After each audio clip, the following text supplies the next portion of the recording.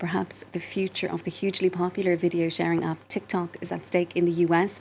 The company's CEO, Shou Chu, is set to be grilled by lawmakers in Congress later amid increasing calls for the Chinese-owned site to be banned. The company staunchly denies allegations that it shares data with the government in Beijing. Well, for more on this story, we're joined on set now by France 24's business editor, Charles Pellegrin. Charles, talk to us firstly about what we're expecting today. How will TikTok CEO try and reassure US lawmakers that this app is safe? Well, TikTok generally says it's a pro-compliance company willing to work with different regulators to adapt to different markets. And they've always said they limit who can access data, and if asked, they would not provide data to the Chinese government. Well, to reassure U.S. regulators, TikTok launched Project Texas. This adapted data regime creates a separate subsidiary called U.S. Data Security Incorporated, USDS.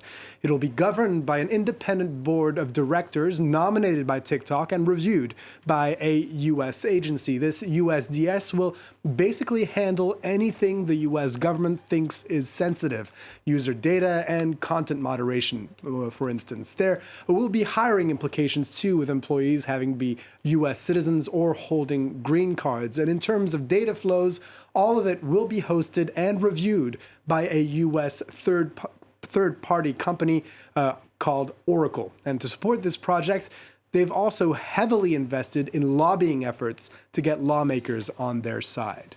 And Charles, remind us then just why TikTok is a source of concern for lawmakers.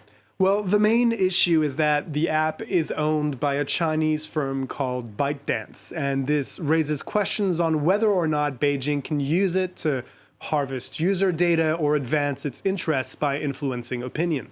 TikTok hawks in the U.S. often cite one very broad piece of Chinese legislation to back their claims. The National Intelligence Law of 2017 supposedly orders any Chinese organization to support, assist, and cooperate with intelligence services, whether they operate domestically or abroad. This partly explains why so many in Washington are either calling for a complete ban of the app or for it and its algorithm to be sold off. The only issue with the second option is that thanks to new rules drafted by Beijing, the Chinese government will have a say on whether or not the TikTok algorithm, its prized possession really, can be handed over to anyone else. And what about people who use the actual app, Charles? Have these calls for bans had an impact on the number of people who are using it? Well, the number of TikTok users worldwide is still expected to go up 15% every year until 2025. And the app's core user base, people under 25, don't seem to be too bothered by all the controversy around its ownership, often using VPNs or other workarounds when the app is banned in some settings, like already on some U.S. university Wi-Fi networks, for instance. One poll shows that those who are the most likely to support a ban on TikTok are baby boomers, with 34% in favor. Meanwhile, only 20% of Gen Z respondents said they favor a ban, as you can see there.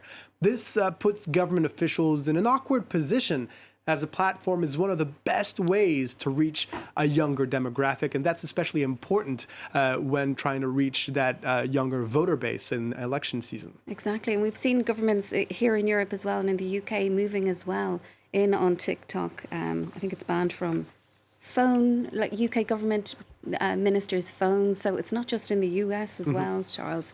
Thank you so much for that. That is our business editor here at France 24, Charles Pellegrin.